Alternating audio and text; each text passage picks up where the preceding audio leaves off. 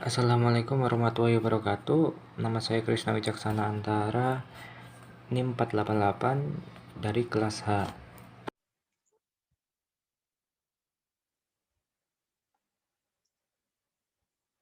Assalamualaikum warahmatullahi wabarakatuh. Perkenalkan, nama saya Deva Rafineka Putra, NIM saya 487.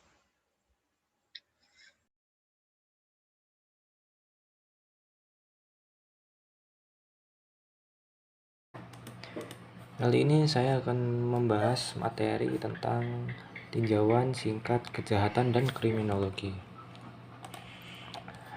Kejahatan merupakan sesuatu perbuatan yang buruk, berasal dari kata jahat yang memiliki arti sangat tidak baik, sangat buruk, sangat jelek.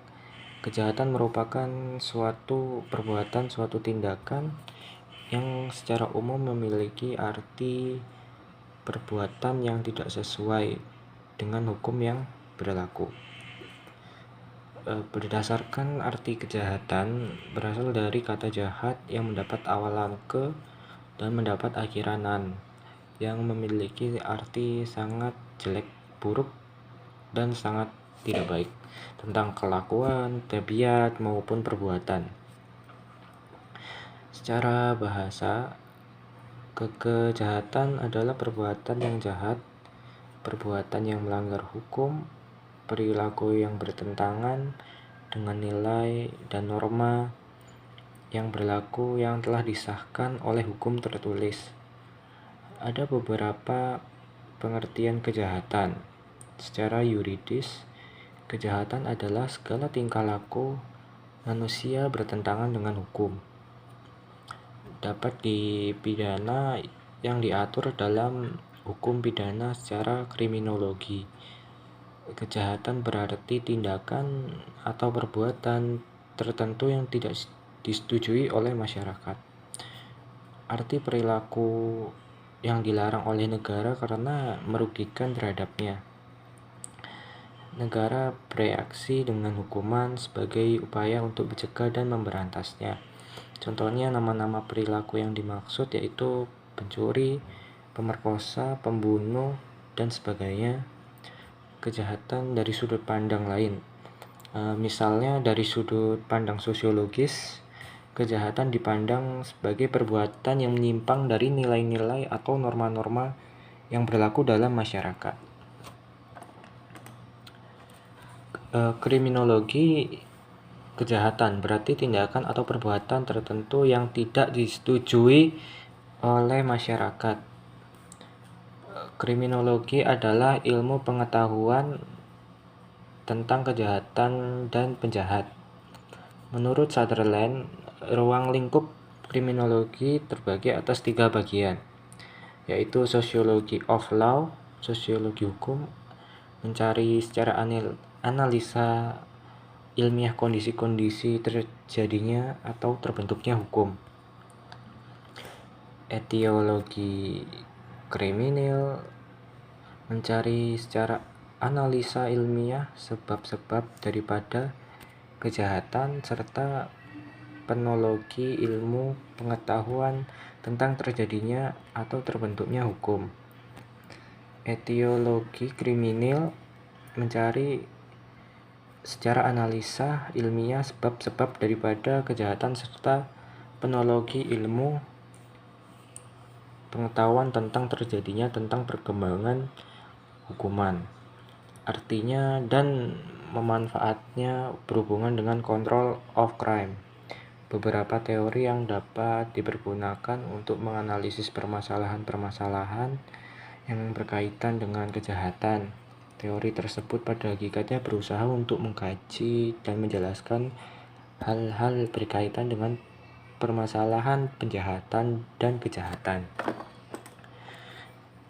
Pengertian kejahatan dalam arti kriminologis, yuridis, dan sosiologis. Yang pertama, kejahatan dalam arti kriminologis. Pengertian menurut tata bahasa adalah perbuatan atau tindakan yang jahat seperti orang lazim, orang mengetahui, atau mendengar perbuatan yang jahat adalah pembunuh, pencurian, penipuan, penculikan, yang dilakukan oleh manusia. Yang kedua, kejahatan dalam arti yuridis. Pandangan secara yuridis, kejahatan adalah suatu tindakan atau perbuatan yang dilarang dan dapat dijatuhi hukuman atas perbuatan atau tindakan itu oleh undang-undang. Pandang itu lahir dari suatu teori yang menyatakan bahwa setiap anggota masyarakat adalah makhluk yang mempunyai kehendak yang bebas. Yang ketiga, kejahatan dalam arti sosiologis. Menurut Topo Santoso, bahwa secara sosiologis, kejahatan merupakan suatu perilaku manusia yang diciptakan oleh masyarakat. Walaupun masyarakat memiliki berbagai macam perilaku yang berbeda-beda, akan tetapi ada di dalamnya bagian-bagian tertentu memiliki pola yang sama. Kejahatan dari sudut pandang kriminologi. Aliran kriminologi baru lahir dari pemikiran yang bertolak pada beranggapan bahwa perilaku menyimpang yang disebut sebagai kejahatan harus dijelaskan dengan melihat pada kondisi-kondisi struktural yang ada dalam masyarakat dan menetapkan perilaku menyimpang dalam konteks ketidakmerataan kekuasaan, kemakmuran, dan otoritas, serta kaitannya dengan perubahan ekonomi dan politik dalam masyarakat. Rumusan kejahatan dalam kriminologi semakin diperluas. Saran-saran perhatian diutamakan kepada kejahatan-kejahatan yang secara politis, ekonomis, dan sosial amat merugikan, yang berakibat jatuhnya korban-korban, bukan hanya korban individual melainkan juga golongan-golongan dalam masyarakat. Pengendalian sosial dalam arti luas dipahami sebagai usaha-usaha untuk memperbaiki atau mengubah struktur politik, ekonomi, dan sosial sebagai keseluruhan. Kejahatan sebagai tindak pidana. Dengan melihat rumusan pasal 362 dan diatur secara khusus dalam Undang-Undang Nomor 30 Tahun 2009, dapat kita ketahui bahwa kejahatan pencurian merupakan tindak pidana yang dirumuskan secara formil. Dalam hal ini yang dilarang dan diancam adalah suatu perbuatan yang mengambil. Untuk menentukan suatu tindak pidana pencurian perlu diketahui unsur-unsur sebagai berikut. Unsur-unsur objektif. Yang pertama, perbuatan mengambil. Kedua, suatu benda. Ketiga, seluruhnya atau sebagai kepunyaan orang lain. Selanjutnya, unsur-unsur subjektif. Yang pertama, maksud dari si pembuat. Kedua, untuk memiliki benda itu sendiri. Yang ketiga, cara melawan hukum. Kejahatan menurut pandangan para pakar kriminologi secara umum berarti adalah perilaku manusia yang melanggar norma seperti hukum pidana, kejahatan, atau kriminal, merugikan, menjengkelkan, menimbulkan korban sehingga tidak dapat dibiarkan. Sementara itu, kriminologi menaruh perhatian terhadap kejahatan itu. Yang pertama, pelaku yang telah diputus bersalah oleh pengadilan. Kedua, dalam white collar crime termasuk diselesaikan secara non penal. Ketiga, perilaku yang diskriminalisasi. Yang keempat, populasi pelaku yang ditahan. Kelima, tindakan yang melanggar norma. Keenam, tindakan yang mendapat reaksi sosial.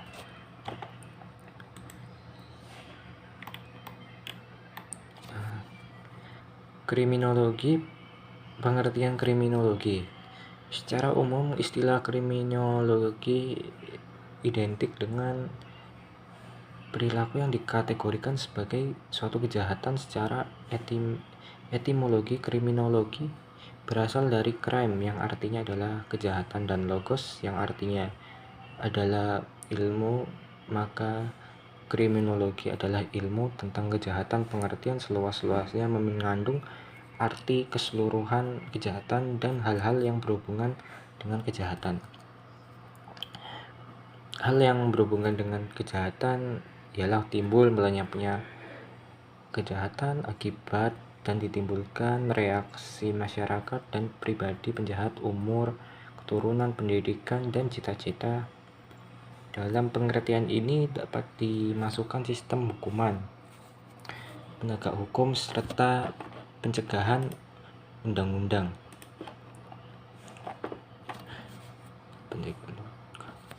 Segala aspek tadi dipelajari oleh sesuatu ilmu tertentu. Umpama jika timbul suatu kejahatan, reaksi masyarakat dipelajari psikologi dan sosiologi. Masalah keturunan dipelajari biologi. Demikian pula masalah penjara dipelajari penologi dan sebagainya. Keseluruhan ilmu yang membahas hal yang bersangkutan paut dengan kejahatan yang satu sama lain, yang tadinya merupakan data yang terpisah digabung menjadi suatu kebulatan yang sistematis disebut kriminologi.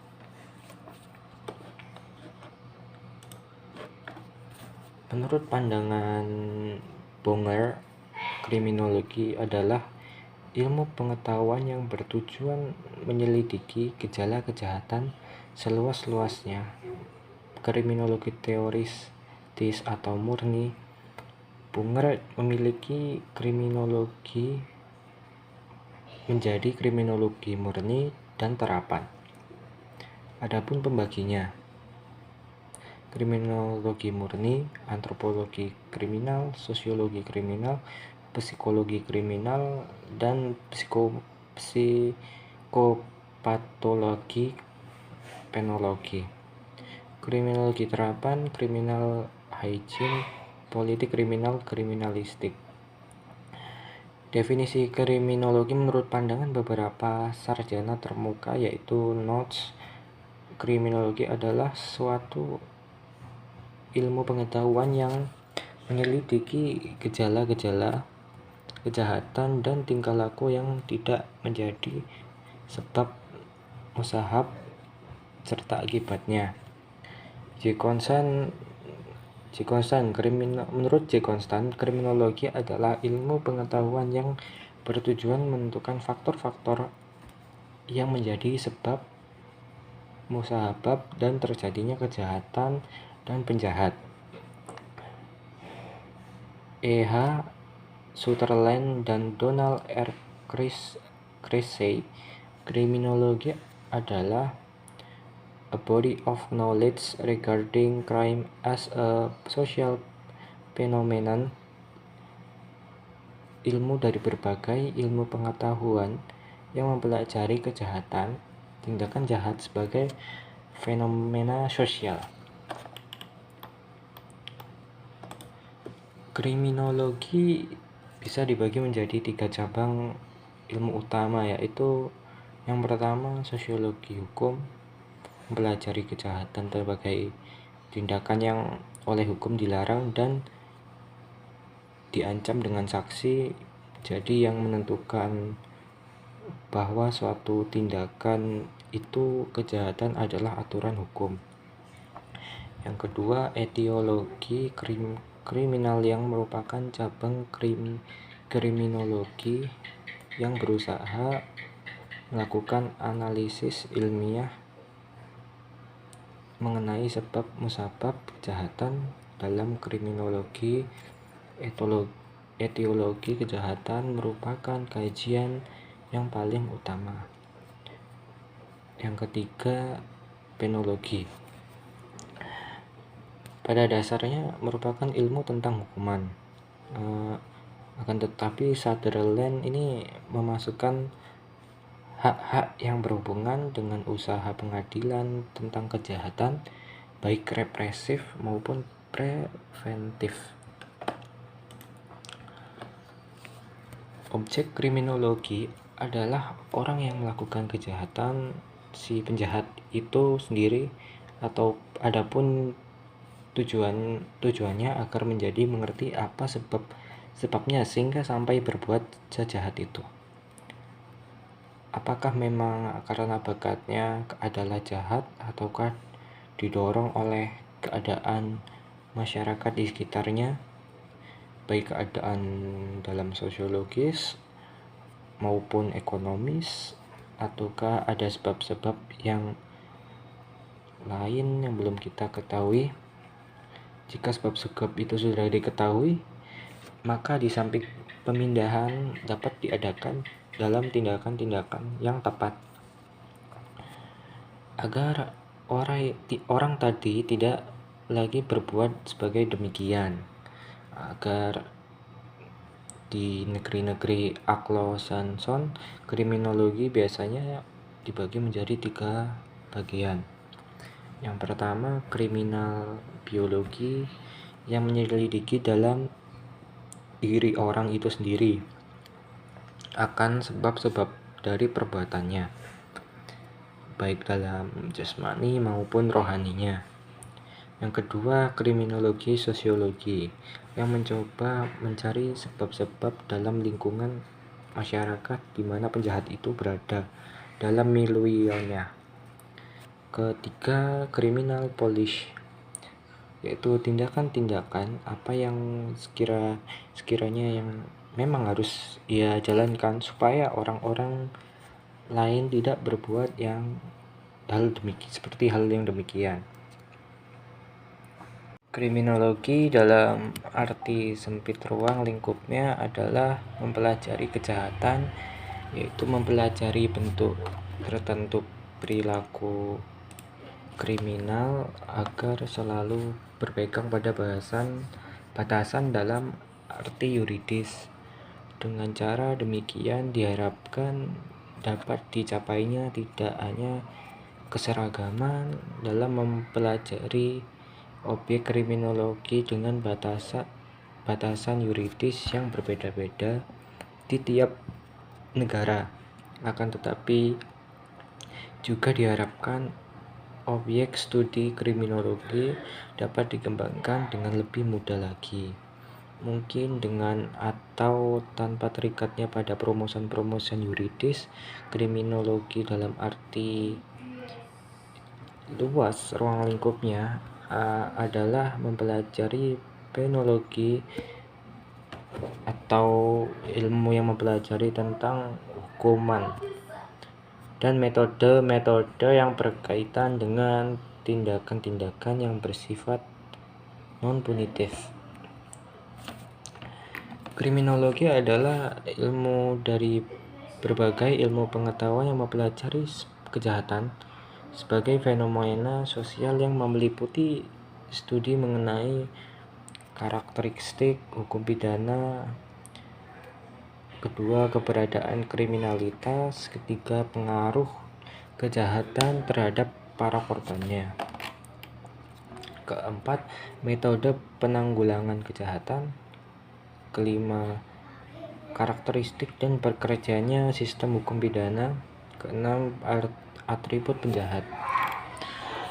Perlu dicatat dalam rumusan ini adalah yang dimaksud dengan studi kejahatan dalam kriminologi ini adalah hubungan antara pelaku kejahatan dan korbannya. Kedua, karakteristik hukum pidana dan bekerjanya sistem hukum pidana tidak terlepas dari kriminologi dalam hubungannya dengan politik atau kebijakan kriminal dan kebijakan sosial, yaitu pembangunan nasional. Ketiga, the body knowledge, yaitu kriminologi dalam hubungan dengan berbagai ilmu pengetahuan. Kriminologi merupakan ilmu pengetahuan yang mempelajari tentang kejahatan secara etimologi. Kriminologi berasal dari kata crime yang berarti kejahatan dan logos yang berarti pengetahuan atau ilmu pengetahuan. Sehingga kriminologi adalah ilmu tentang kejahatan dan penjahat. Istilah kriminologi itu sendiri itu pertama kali dipergunakan oleh seorang ahli antropologi dari Prancis, yaitu P.T. Tobinard Stephen Hurwitz, memandang kriminologi sebagai bagian dari criminal science yang dengan penelitian empiris atau nyata berusaha memberikan gambaran tentang faktor-faktor kriminalitas. Ya, Bonger memberikan definisi kriminologi sebagai ilmu pengetahuan yang bertujuan menyelidiki gejala kejahatan seluas-luasnya. Definisi Bonger membagi kriminologi menjadi kriminologi murni yang mencakup antara lain antropologi kriminal, sosiologi kriminal, fisiologi kriminal, psikoneuropatologi kriminal, statik kriminal, dan kriminologi. Bagian-bagian kriminologi tersebut mengandung rumusan sesuai dengan bidang objeknya masing-masing, yaitu nomor yang pertama, antropologi kriminal, yaitu ilmu pengetahuan tentang manusia yang jahat atau somatis. Ilmu pengetahuan ini memberikan jawaban atas pertanyaan tentang orang jahat dalam tubuhnya, mempunyai tanda-tanda seperti apakah ada hubungan antara suku, bangsa dengan kejahatan. Yang kedua, sosiologi kriminal adalah ilmu pengetahuan tentang kejahatan sebagai satu gejala masyarakat. Pokok persoalan yang dijawab oleh bidang ini adalah sampai di mana letak sebab penjahat dalam masyarakat. Etologi sosiologi dalam arti luas juga termasuk penyelidikan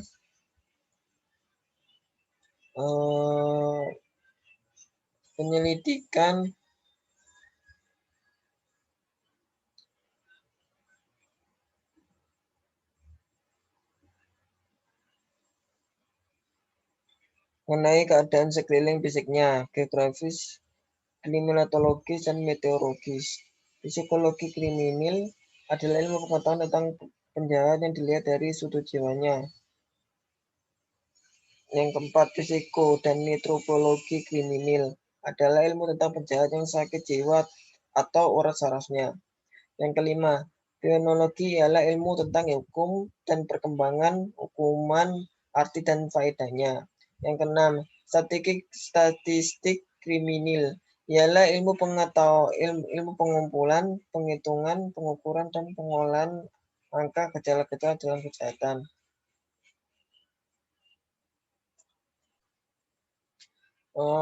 Kita akan lanjut ke materi yang kedua, yaitu masa positif Italian.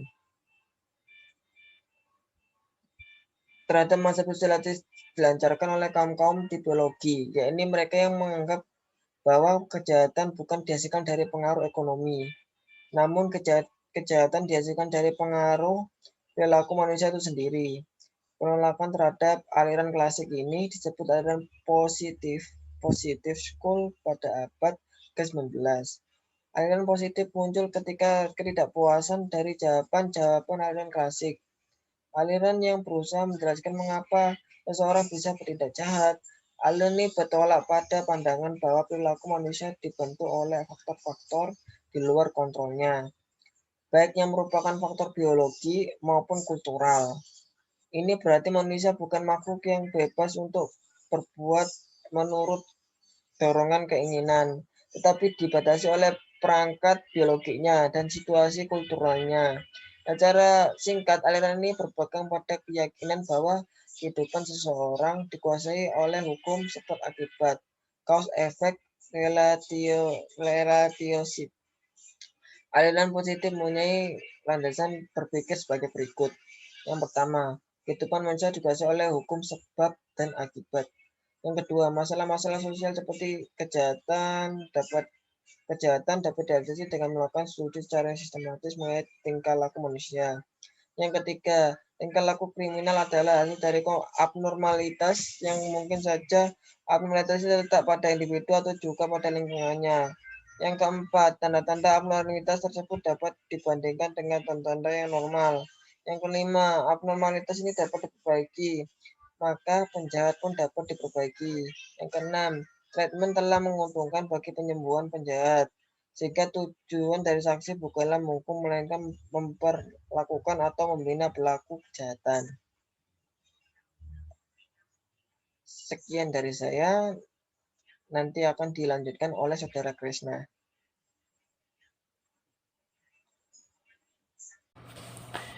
Saya akan menjelaskan tentang mazhab lingkungan.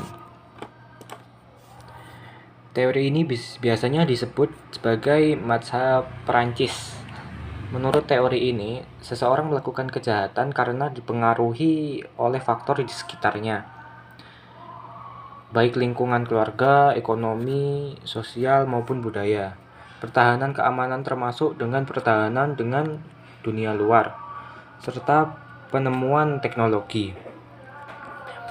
Masuknya barang-barang dari luar negeri seperti televisi, buku, maupun film-film dengan berbagai macam reklame sebagai promosinya, ikut pula menentukan tinggi rendahnya tingkat kejahatan. Pemukanya adalah Lachesne, dokter, Manever, antropolog, dan Gittred, yuris dan sosiolog. Meskipun mereka adalah dokter dan bukan ahli-ahli sosiologi, namun mereka mempunyai pengertian yang tepat mengenai sebab-sebab sosial daripada kriminalitas. Selanjutnya, mazhab ini dibagi menjadi beberapa bagian, yaitu yang pertama lingkungan alam, tokohnya Montesquieu. Yang kedua lingkungan sosial, tokohnya A. Lachesne, Gittred, Edwin H. Sutherland, dan M. D. Beach. Lachesne menyatakan bahwa keadaan sosial sekeliling adalah pembenihan untuk kejahatan, sedangkan Tarde menyatakan bahwa kriminalitas bukan gejala antropologis, melainkan gejala sosial. Seperti juga lain-lain gejala sosial yang dipengaruhi oleh imitasi.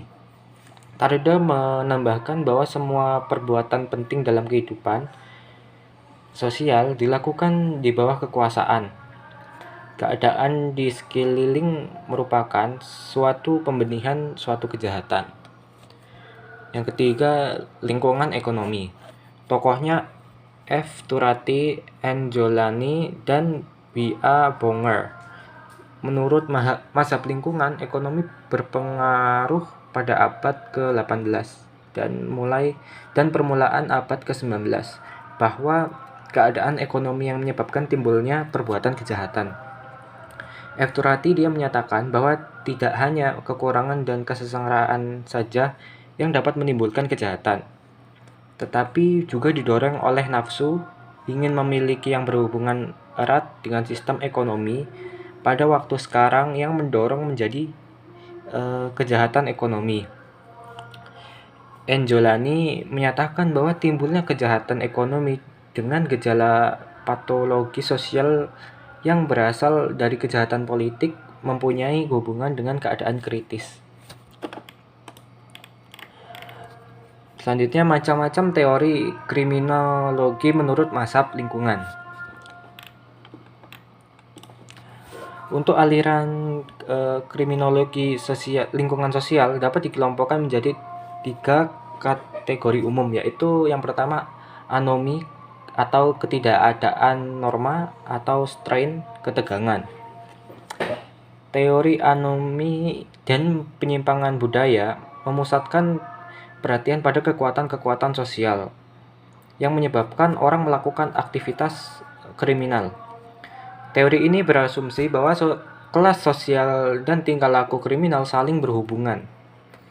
Penganut teori anomi beranggapan bahwa seluruh anggota masyarakat mengikuti seperangkat nilai-nilai budaya, yaitu nilai-nilai budaya kelas menengah, yakni adanya anggapan bahwa nilai budaya terpenting adalah keberhasilan dalam ekonomi.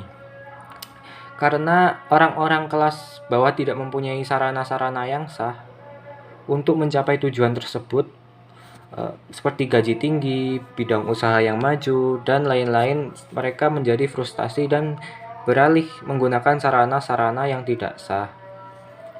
Yang kedua, cultural deviance atau penyimpangan budaya. Sedangkan penganut teori penyimpangan budaya mengklaim bahwa orang-orang dari kelas bawah memiliki seperangkat nilai-nilai yang berbeda, yang cenderung konflik dengan nilai-nilai kelas menengah. Sebagai konsekuensinya, manakala orang-orang kelas bawah mengikuti sistem nilai mereka sendiri, mereka mungkin telah melanggar norma-norma konvensional dengan cara mencuri, merampok, dan sebagainya. Yang ketiga, social control. Teori kontrol sosial memulai pernyataan mengapa orang menaati norma hukum atau tidak semua orang melanggar hukum. Jawabannya karena orang mengikuti hukum sebagai respon atau kekuatan-kekuatan pengontrol tertentu dalam kehidupan mereka. Mereka menjadi kriminal ketika kekuatan mengontrol tersebut lemah atau hilang. Sekian dari kelompok kami. Assalamualaikum warahmatullahi wabarakatuh.